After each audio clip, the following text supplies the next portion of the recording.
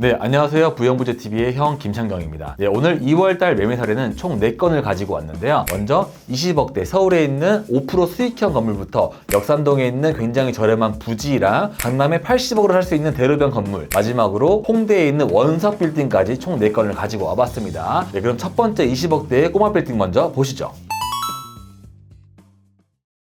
첫 번째 빌딩을 간단하게 소개를 해드리자면 역출구 바로 앞에 있는 대로변 코너 빌딩인데 수익률이 무려 5%가 나왔습니다. 네, 위치 먼저 확인해 볼게요. 네, 위치는 4호선과 1호선이 지나가는 동대문역 인근에 있고요. 네, 이 4번 출구에서 나오자마자 첫 번째 나오는 이 코너 건물이 거래가 되었습니다. 네, 로드뷰를 먼저 보자면 4번 출구가 이렇게 있고요. 여기서 쭉 나왔을 때 횡단보도를 지나서 나오는 첫 번째 건물이 거래가 된 건데요. 네, 이렇게 2층짜리 건물이 있는데 1층에 수산물집이 들어가 있고 2층에는 몽골 사람들이 이용하는 그런 업체가 들어가 있는데 이 건물에서 수익이 얼마나 나왔는지 개요 한번 보실게요. 네, 본 건물은 20억 5천만 원에 거래가 되었고 계약일은 12월 16일, 잔금일은 1월 15일 날 치렀습니다. 대지 면적은 11평이고 연면적은 7평의 건물인데 지하는 없는 2층 건물이었죠. 네, 준공연도는 건축물 대장상 기재가 안 돼 있어서 굉장히 오래전에 지어진 건물이고 이 건물에서 보증금은 1억 2천, 임대료는 810만 원이 나와서 수익률이 무려 5.04%가 나왔던 굉장히 고수익 건물이었습니다. 그리고 제가 방금 좀 전에 연면적이 7평이라고 했어요. 이 7평이라고 했을 때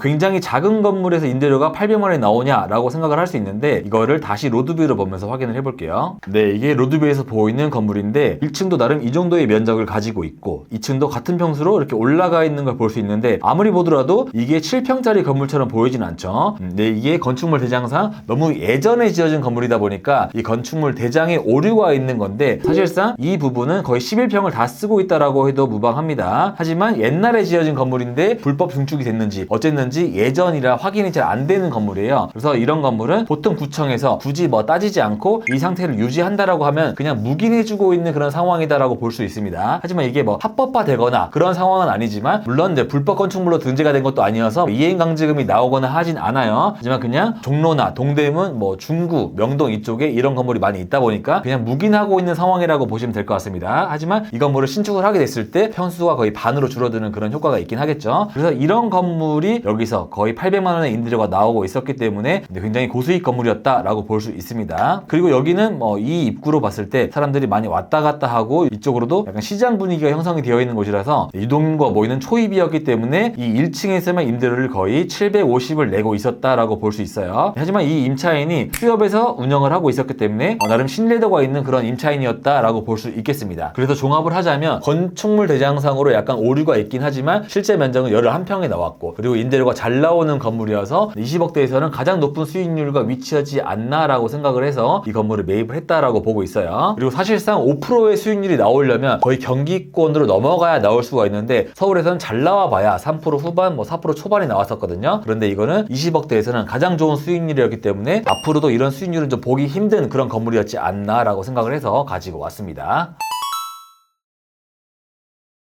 두 번째 사례는 역삼동에 거래가 된 사례인데 최근에 거래가 된 역삼동 건물 중에서 가장 좋은 입지와 가장 저렴하게 거래가 되지 않았나라고 생각을 해서 가지고 와봤어요. 위치를 먼저 보실게요. 네, 위치를 보자면 이번 출구에서 아래로 쭉 내려왔을 때 여기 횡단보도가 하나 있는데요. 이 대로변에서 들어오는 길이 하나 있습니다. 이 길이 들어오자마자 첫 번째 마주하는 이 코너 건물이 거래가 됐습니다. 네, 로드뷰로 먼저 보여드릴게요. 네, 여기가 대로변에서 들어오는 초입이고요. 이렇게 들어왔을 때 이 골목으로 들어가면 일방통행길을 따라서 이 두 갈래 길이 나오는데 이 두 갈래 길 모퉁이에 서 있는 이 건물이 거래가 됐습니다. 물론 여기는 들어오는 길도 일방이고 이쪽도 일방인데 다행인 건 여기서 뻗어나가는 일방이기 때문에 막힌 도로는 아닌 느낌이긴 합니다. 네, 그래서 이 건물이 얼마에 거래가 됐는지 확인해 보겠습니다. 네, 본 건물은 70억이 거래가 됐고요. 계약일은 작년 12월 10일, 잔금일은 올해 1월 7일 날 치렀습니다. 대지 면적은 85평, 연면적은 221평의 건물이고 지하 1층, 지상 4층 건물이면서 1988년도에 준공된 나름 구건물인 거죠. 이 건물은 엘리베이터는 없었고 본 건물에서 수익률은 보증금 1억 2천, 임대료 1200이 나와서 2.1%가 나왔던 건물이었습니다. 네, 그래서 아까 제가 설명드렸던 것처럼 이 건물은 이제 저렴하게 거래가 된 건데 토지 평당 금액이 8,100만 원 정도에 거래가 됐어요. 나름대로 역삼역 인근에 있는 필지 같은 경우에는 이면도로 기준으로 했을 때 아무리 싸도 1억 정도의 형성이 되고 있는데 비싼 필지와 비교를 했을 때 거의 반값에 거래가 된 그런 토지 평당가라고 볼 수 있는데요. 이 인근 사례로 봤을 때 있는데 이 건물을 기점으로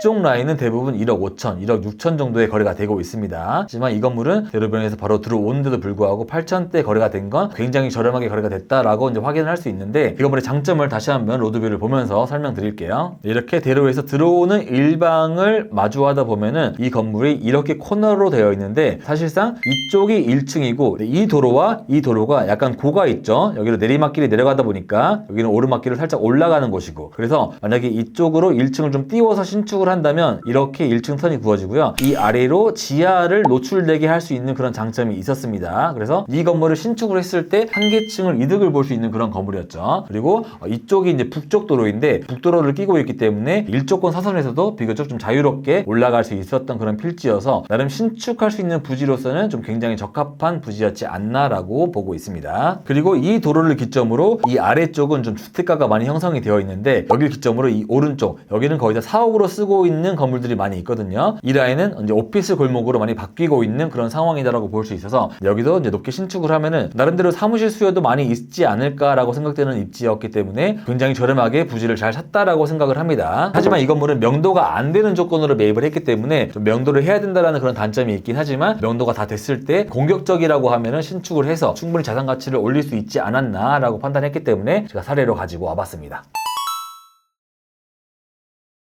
네, 세 번째 사례입니다. 네, 이 사례는 내가 강남구의 대로변 건물을 80억 정도로 사고 싶다라고 했을 때 가장 적합한 건물이었다라고 생각을 하거든요. 하지만 이제 강남구라고 하기에는 살짝 민망할 만한 그런 강남구에 있는 건물인데, 네, 위치 먼저 보실게요. 네, 위치는 강남구 일원동에 위치한 건물입니다. 지도로 봤을 때 이렇게 대청역이 있고요. 대청역 3번 출구에서 이렇게 쭉 오면 다 양면도로 낀 필지들이 가득 보이고 있죠. 네, 그 중에 한 중간 라인에 있는 이 건물이 거래가 되었습니다. 로드뷰로 먼저 보실게요. 네, 여기가 대청역이고요. 대청역에서 이렇게 쭉 오다 보면은 왕복 한 4차선 도로에 있는 곳이라고 볼 수 있는데, 쭉 왔을 때 이 대로변 이 건물이 거래가 되었습니다. 나무 때문에 잘 안 보이는데 좀 옆에서 보자면 나름대로 네모 반듯하게 올라가 있는 이 건물이 거래가 된 거죠. 네, 이 건물이 얼마에 거래가 됐는지 개요 한번 보실게요. 네, 본 건물은 80억에 거래가 됐고요. 계약일은 2025년 10월 2일, 잔금일은 12월 29일 날 치렀습니다. 대지 면적은 109평, 연면적은 306평의 건물이고 지하 1층, 지상 5층 건물이면서 2005년도에 준공을 했기 때문에 엘리베이터는 갖춘 그런 나름 오래된 건물은 아니었습니다. 이 건물에서는 보증금이 2억 7천만 원, 임대료는 1,860만 원이 나와서 수익률은 3%가 좀 안 되는 2.89%가 나왔고요. 현재 공실은 없는 상태인 1층을 제외한 나머지는 다 사무실로 쓰고 있었던 그냥 오피스 건물이었다라고 볼 수 있죠. 이 건물이 건물가를 제외하고 토지 가격으로만 봤을 때 7,300 정도의 거래가 된 건데, 이 라인으로는 건물이 없는 토지도 한 6천, 7천에 거래가 되고 있는 라인이에요. 그런데 건물이 300평짜리가 있는 상태에서 80억에 매입을 했다 보니까 나름 좀 합리적으로 매입을 했다라고 생각을 합니다. 그리고 강남구에 있는 건물, 대로변 건물을 매입을 한 것 자체가 나름 좀 괜찮은 케이스였다라고 생각을 하는데, 이 건물의 장점을 다시 한번 살펴볼게요. 이렇게 건물이 있는데 앞에 대로변이 있고요. 그 뒤로도 도로가 있어서 양면도로에 있는 건물이다라고 볼 수 있습니다. 그래서 앞으로는 사람이 왔다 갔다 할 수 있는 입구가 있고 뒤로는 주차를 할 수 있는 공간이 굉장히 넓게 되어 있어요. 이걸 로드뷰로 보자면 이렇게 5대, 총 10대를 좀 편하게 될 수 있는 그런 넓은 주차 공간이 있었기 때문에 나름 사용 용도로는 좀 굉장히 적합했던 건물이었다라고 볼 수 있습니다. 이 건물은 좀 종합을 하자면 80억대의 강남 대로변, 또 양면도로를 끼고 있는 주차 편한 나름대로 신축급의 컨디션을 가지고 있는 그런 건물이었다라고 볼 수 있는데, 하지만 위치가 강남구 중에서도 굉장히 멀리 있는 일원동에 위치를 했기 때문에 나름 좀 단점이 있다라고 생각을 하지만, 그래도 내가 강남구에 사업자를 두고 사업을 하고 싶은데 메인 지역은 빌딩 가격이 비싸서 못 들어간다라고 했을 때 송파만큼 이 정도도 굉장히 괜찮은 선택지였지 않나라고 생각을 합니다. 그리고 이 건물도 처음에는 한 100억 정도의 매물로 나왔었는데 이게 이제 95억, 90억까지 떨어지다가 최종적으로는 80억에 거래가 된 거거든요. 금액도 굉장히 내고를 많이 해서 마지막에 거래를 했다 보니까 나름대로 전체적으로 밸런스를 갖춘 건물이었다라고 생각을 하기 때문에 저는 이 건물을 좀 좋은 사례라고 보고 있습니다. 하지만 내가 이 건물을 매각을 할 때 일원동이라는 곳 자체가 예전에 비해서 수요가 좀 많이 떨어지긴 했거든요. 예전에 개포동이 막 개발되고 수서역이 막 GTX 들어온다라는 그런 호재가 막 있을 때 일원동을 많이 찾기는 했는데, 지금은 그만큼 인기가 있는 그런 공간은 아닌 것 같아요. 나중에 내가 재매각을 할 때는 그만큼 부침이 있긴 하겠지만 현재 매입한 걸로만 봤을 때 좀 굉장히 장점이 많은 건물이었다라고 생각을 한 그런 사례였습니다.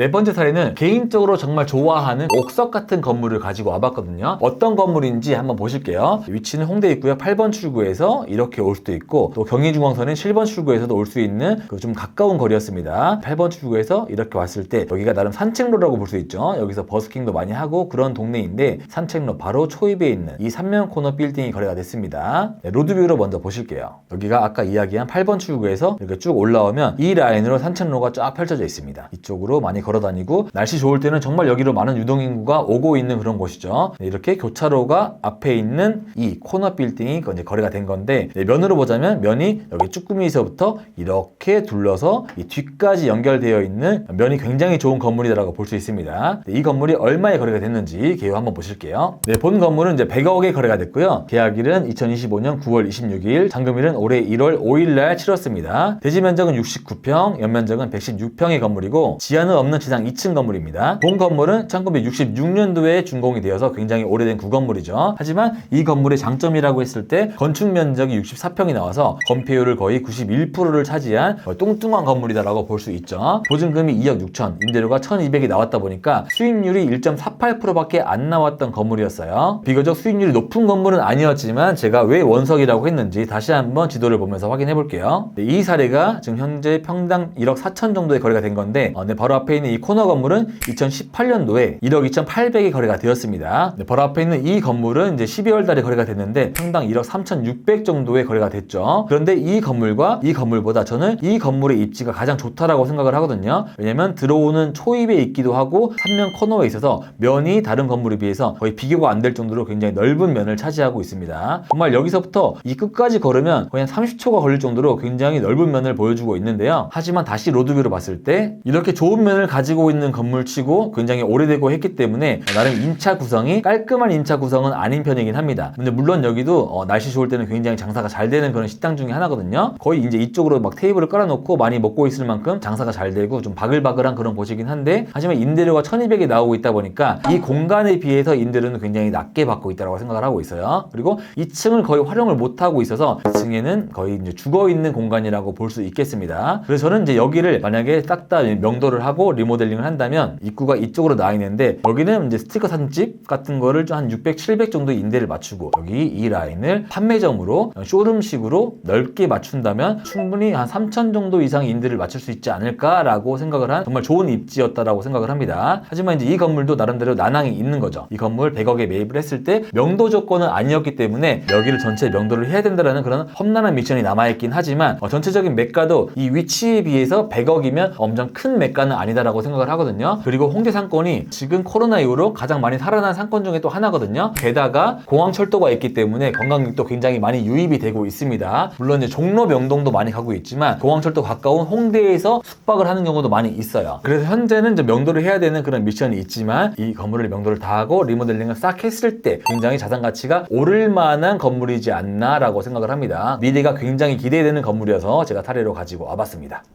네, 이렇게 총 4개의 사례를 살펴봤는데요. 최근에 거래가 되고 있는 건물을 보면 입지가 굉장히 좋거나 평당가가 너무 저렴하거나 아니면 수익이 굉장히 많이 나오거나 거의 이 셋 중에 하나라고 보고 있어요. 그만큼 최근 투자자들은 공부를 많이 하고 투자를 하기 때문에 굉장히 똑똑해졌다라고 생각을 합니다. 하지만 지금 현재 대출금리가 생각보다 낮지가 않아서 주춤주춤하고 있는데, 이런 상황에 오히려 좀 급매물이 나올 수도 있지 않을까라고 보고 있어서 시장을 잘 살피다 보면은 좀 좋은 투자를 하지 않을까라고 생각을 합니다. 네, 오늘 매매 사례 여기서 마치겠고요. 다음 달에 좀 더 흥미있는 사례로 등장하도록 하겠습니다. 그럼 안녕.